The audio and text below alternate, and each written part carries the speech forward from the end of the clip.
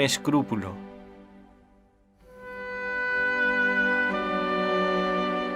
Cada vez aparecían más sacerdotes con el deseo de interrogar a los pastorcitos, y algunos cumpliendo órdenes superiores. Era un deber de la Iglesia ocuparse del caso con toda seriedad, pero para los niños fue muy mortificante. En sus memorias, la hermana Lucía confiesa que algunos lo hacían usando maneras que invitaban poco a la confianza y que la dejaban sufriendo, pues con tantos enredos llegaban a clavar en su espíritu la aguda y dolorosa espina del escrúpulo, la duda de si mentía cuando no revelaba otros pormenores que deseaba guardar. Se refugiaba en una oración fervorosa, pidiendo ayuda al cielo, después de haber pedido consejo a sus primos, los cuales no supieron ayudarla a discernir.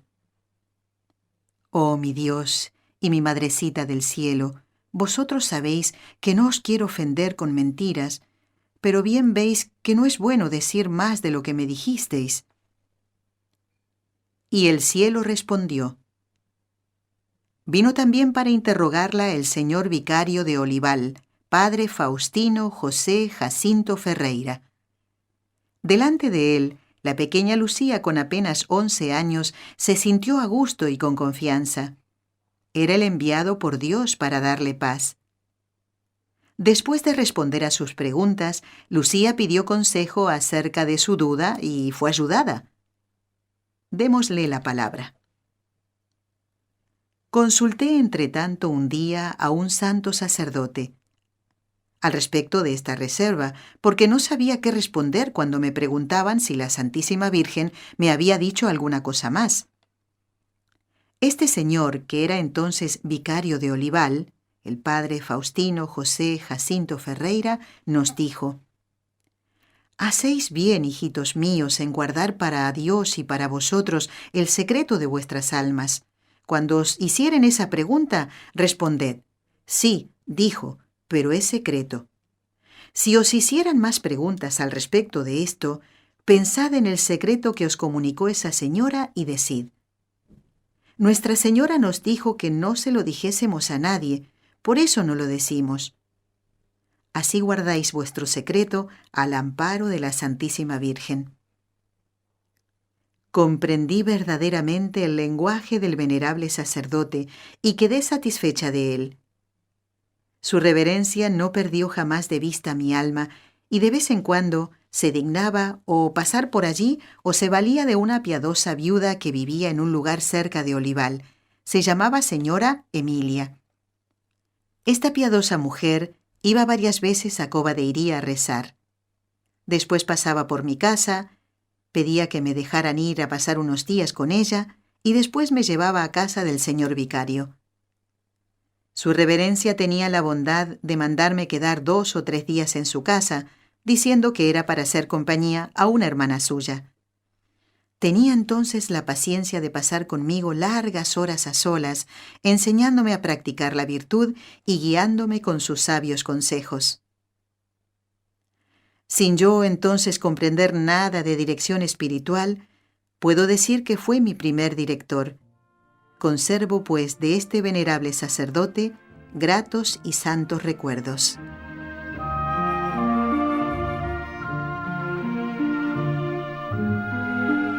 Después de las apariciones. Afluencia cada vez mayor de personas.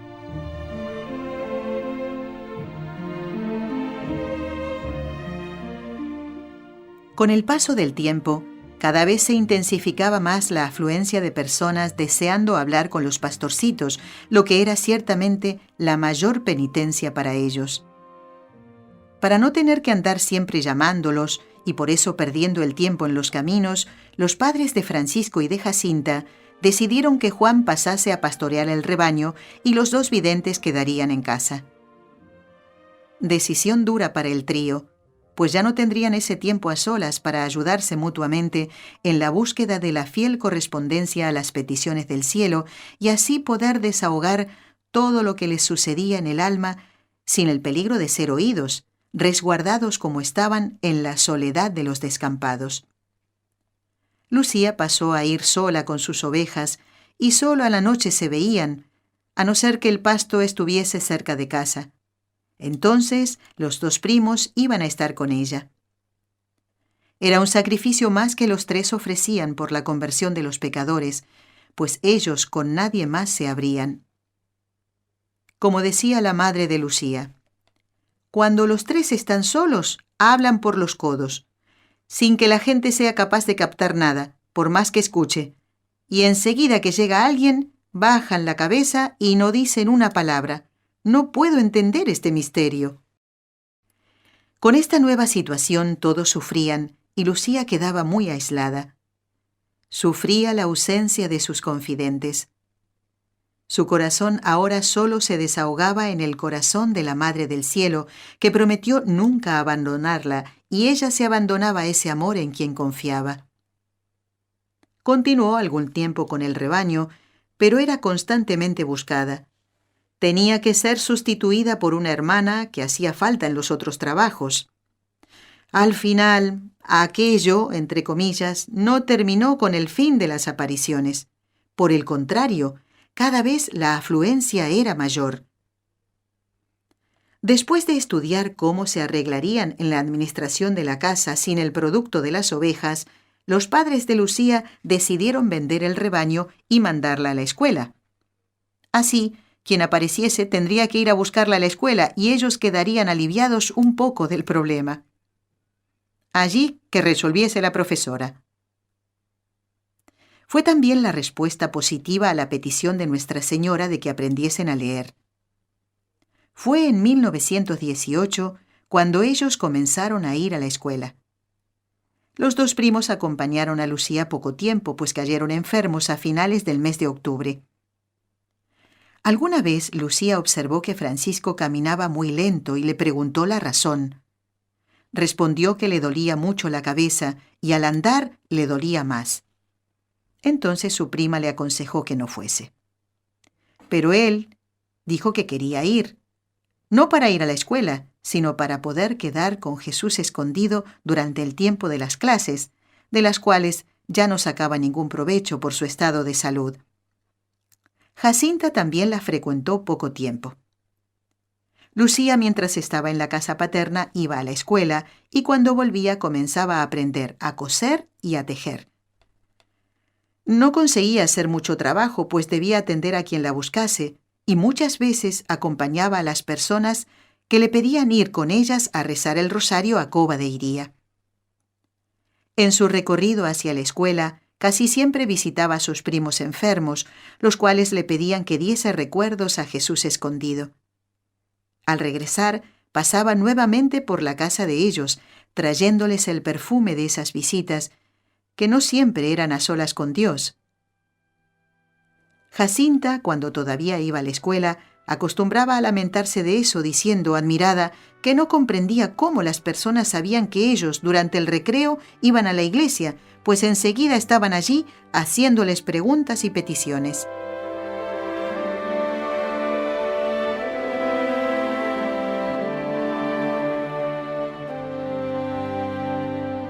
Enfermedad de la madre.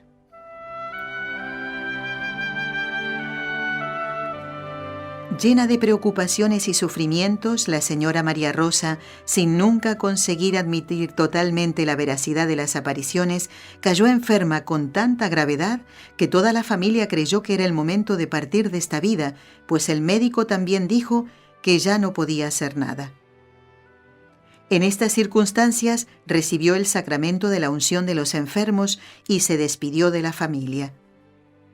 Lucía fue la última en recibir el abrazo de despedida y la bendición. Pero con ella, su madre no conseguía terminar, diciendo: «Mi pobre hija, ¿qué será de ti sin madre? Muero contigo atravesada en el corazón». Como continuaba abrazada a ella y sollozando cada vez más, la hija mayor intervino y le arrancó de sus brazos a Lucía, llevándola para la cocina, clavándole así una espina más en el corazón ya tan afligido. Lucía describe así este momento. Mi hermana María me arrancó de sus brazos a la fuerza y me llevó a la cocina, prohibiéndome volver a aparecer por la habitación de mi madre, diciendo: La madre muere amargada por tu causa con los disgustos que tú le has dado. Me arrodillé, inclinándome sobre un banco y con una profunda tristeza que todavía no había sentido en mi vida, ofrecí a Dios mi sacrificio para que mejorase de salud mi madre.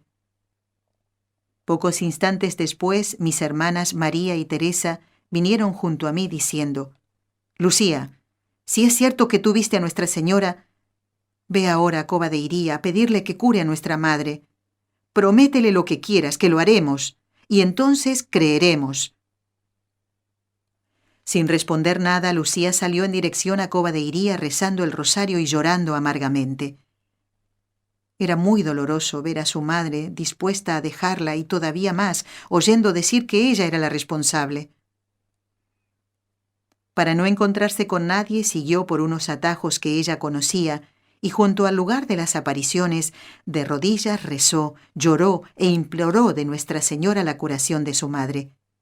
E hizo una promesa generosa: ir allí durante 9 días seguidos con mis hermanas a rezar el rosario, yendo de rodillas desde lo alto del camino hasta el lugar donde había estado la encina donde ella había aparecido, y en el último día llevar a 9 niños pobres y darles a todos al final una cena. Después de rezar y desahogar su corazón en el corazón de la Madre del Cielo, Lucía se levantó y confiada volvió a su casa. San Juan dice en su primera carta que cuando hacemos una petición creyendo que Dios nos la concede, ya tenemos la gracia concedida. Así, Lucía creyó y fue atendida, pues tuvo la alegría de encontrar a su madre mejor cuando llegó a casa. Fue su hermana Gloria quien le informó. Mi padre, que estaba en la habitación haciendo compañía a mi madre, así que nos oyó hablar, vino a mi encuentro. Me tomó de la mano diciendo: «Ven a dar un abrazo a tu madre, que ya está mejor». Mi madre estaba sentada en la cama tomando una tacita de sopa de gallina. Mi padre sujetó la tacita para que mi madre me abrazase. «¿Dónde fuiste, hija mía? ¿Fuiste a pedir a Nuestra Señora mi curación?», preguntó mi madre. «Sí, fui», respondí. «Ya me siento mejor, gracias a Dios». Entonces, el padre preguntó qué promesa había hecho, y Lucía explicó. Luego el padre asintió diciendo que enseguida que la madre recuperase las fuerzas perdidas, irían todos a cumplir la promesa conforme ella lo hizo. Y todos cenaron con buena disposición, habiendo venido también la madrina Teresa y su marido, los cuales ya estaban preparados para ayudar a la familia en el luto inminente. Hicieron fiesta y rezaron en acción de gracias. Pasados algunos días, cumplieron la promesa con la participación de todos. El camino que hicieron de rodillas, conforme a la promesa de Lucía, fue el estreno de ese gesto repetido después por millares de personas, pidiendo o agradeciendo el auxilio del cielo en momentos de gran dolor y aflicción.